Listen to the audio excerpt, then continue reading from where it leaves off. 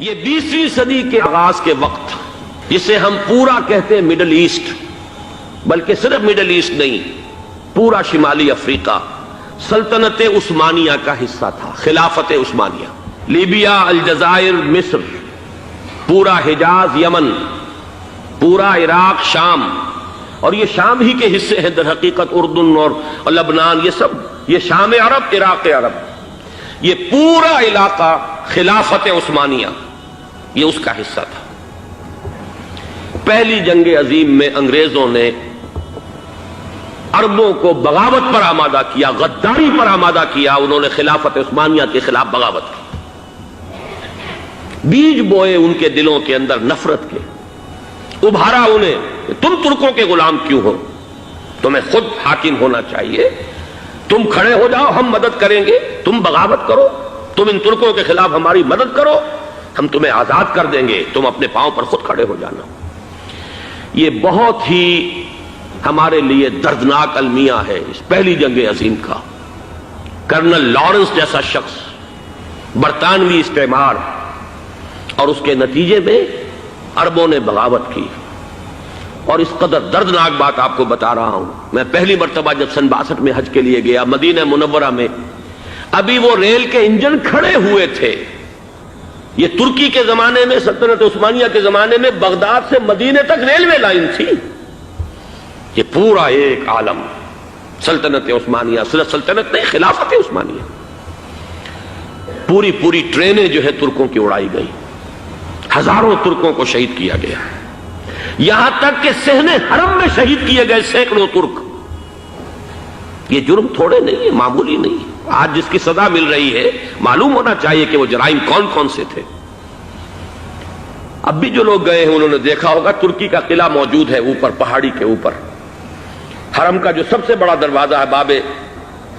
ملک عبدالعزیز، اس کے سامنے ایک لائبریری ہوتی تھی، اب تو غالباً وہ بھی گرا دی گئی ہے، اس کے پیچھے پہاڑی پر ترکوں کا قلعہ ہے پرانا،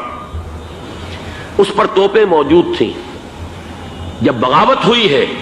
جو حرم میں آئے ہوئے تھے ترک فوجی، ظاہر بات ہے نہتے،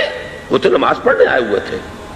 ان کو وہاں ذبح کیا گیا ہے، اور ترکوں نے اپنی توپیں استعمال نہیں کی کہ کہیں بیت اللہ کو کوئی اذن نہ پہنچ جائے۔ بہرحال یہ غداری ہوئی ہے پہلی جنگ عظیم کے دوران، اور نہ صرف ترکوں کے، عربوں نے کی ہے۔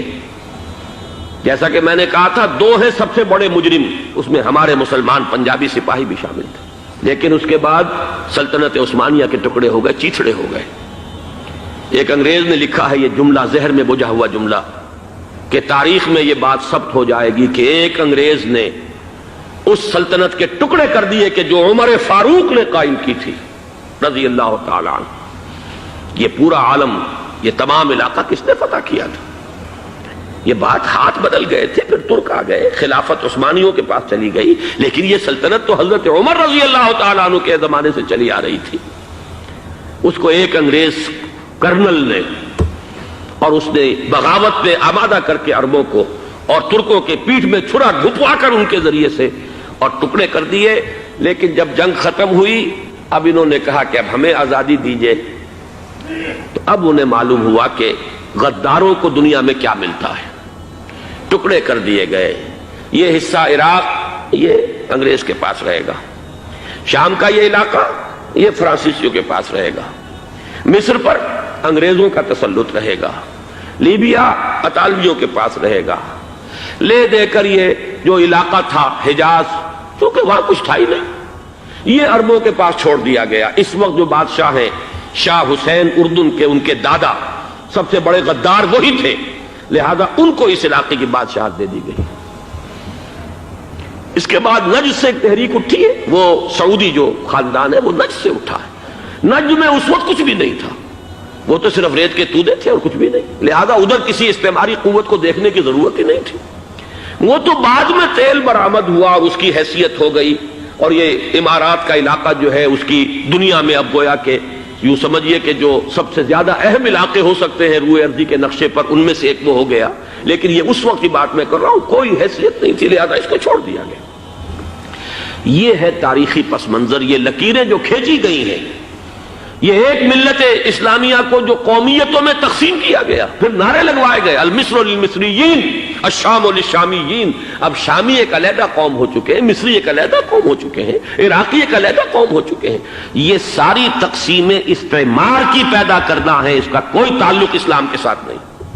اب ضرورت تو اس بات کی تھی کہ استعمار کے پنجے جب یہاں سے کچھ ہٹے، دوسری جنگ عظیم کے بعد ایک دور آیا، امریکہ ابھرا ہے دنیا کی عالمی سطح پر سیاست میں، برطانیہ کمزور ہو چکا تھا، وہ اتنے بڑے علاقے کو اب ہولڈ نہیں کر سکتا تھا، ہندوستان بھی آزاد ہوا، پھر یہ کہ اور دوسرے علاقوں سے بھی اس کو پسپائی اختیار کرنی پڑی۔ استعمار کے پنجے جس طرح بھی ہوئے، ان کے سینوں سے، عربوں کے سینوں سے جو ہے گویا کہ وہ ہٹے، لیکن امریکہ نے ایک اپنی بہت بڑی حکمت عملی جو اختیار کی، عالم عرب کے سینے میں اسرائیل کا خنجر پیوست کر دیا تاکہ یہ کبھی آزاد نہ ہو جائیں، ہمارے انگوٹھے تلے رہے، ہماری پالیسی گورن کرے۔ یہ استعمار کا دوسری جنگ عظیم کے بعد جہاں برطانوی استعمار، فرانسیسی استعمار رفتہ رفتہ یہ ہٹنے شروع ہوئے، صدر ناصر نے انگریزوں کو اٹھا کر پھینکا میڈیٹرینین میں اور دوسرے جگہوں سے، الجزائر نے آزادی حاصل کی فرانس سے، اطالویوں سے جو ہے لیبیا والوں نے آزادی حاصل کی، یہ ہو گیا، لیکن ایک خنجر پیوست کر دیا گیا اسرائیل کا سینہ عرب میں۔ اس صورتحال میں ظاہر بات ہے کہ ایک تو بڑی آئیڈیل پوزیشن تھی کہ پورا عالم اسلام متحد ہو، لیکن وہ تو بہت دور کا خواب معلوم ہوتا ہے۔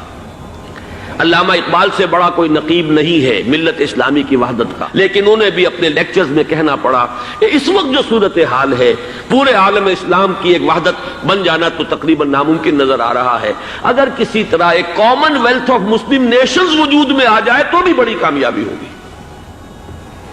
لیکن اس سے بھی پہلے یہ تو زیادہ آسان تھا کہ عالم عرب ایک وحدت کی شکل اختیار کر لے۔ یہ تو ایک قوم ہے، اکثر و بیشتر ایک نسل یا زیادہ دو نسلیں کہہ دیجیے، شمالی افریقہ میں بربر نسل بھی ہے، باقی تو سب عرب ہیں۔ یہ پورا عالم ایک نسل، ایک زبان، یہ تو ایک ہو جائے۔ افسوس یہ ہے کہ اس کا ایک ہو جانا، ایک شخصیت ابھری تھی جو مذہبی مزاج کی شخصیت تھی، جو دینی مزاج کی حامل شخصیت تھی، اگر اس کی قیادت میں عالم عرب متحد ہو جاتا تو واقعتاً ایک بہت بڑا جو ہے مرحلہ وہ طے ہو جاتا پوری عالمی ملت اسلامیہ کی ایک وحدت اختیار کرنے کا۔ وہ شخصیت تھی شاہ فیصل شہید کی، اور اس لفظ کے ساتھ ہی آپ کے ذہن میں آ گیا ہوگا کیوں انہیں شہید کر دیا گیا، کس نے کیا کرایا، کہاں سے تعلیم حاصل کر کے آیا تھا وہ جس نے شہید کیا شاہ فیصل شہید کو، اس کی گردن پر کون سوار تھی، وہ یہودی لڑکی کے جس کے فوٹو بھی شائع ہوئے، ایک گردن پر اٹھائے کھڑا ہوا شہزادہ اپنی ایک یہودی دوست کو، لڑکی کو، اور وہی ہے کہ جس نے جا کر پستول سے شہید کیا ہے۔ جان میں اچھی طرح جان لیجئے، جیسے بارہا میں نے عرض کیا ہے کہ حضرت عمر کو شہید کرنے والا کہنے کو ابو لولو فیروز تھا، لیکن اس کے پیچھے پورا ایرانی نسل پرستی کا جو پورا پس منظر ہے، اسے تو ہر شخص جس کی ذرا بھی نگاہ جو ہے جو صرف منظر کو نہ دیکھ رہی ہو، پس منظر کو بھی دیکھنے والی ہو، وہ تو جان دے گی کہ ابو لولو فیروز ایک فرد کا نام نہیں تھا، وہ ایران کا انتقام تھا عالم عرب سے۔ بالکل اسی طریقے سے یہ امریکی استعمار کا ہتھ کنڈا تھا، اسے محسوس ہوا۔ شاہ فیصل مذہبی مزاج کا شخص یہ ابھر رہا ہے، اور یہ شاہ فیصل کی حکمت عملی کا ذرا آپ اندازہ کیجئے۔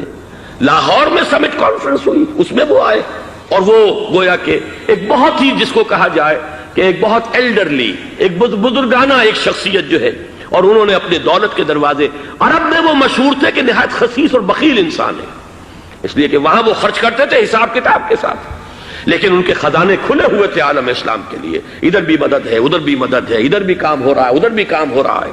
پھر انہوں نے تیل کا ہتھیار استعمال کر کے ایک دفعہ امریکہ کو دن میں تارے دکھا دیے تھے، لہذا ان کا ہٹایا جانا سین سے یہ امریکی استعمار کے لیے لازم تھا۔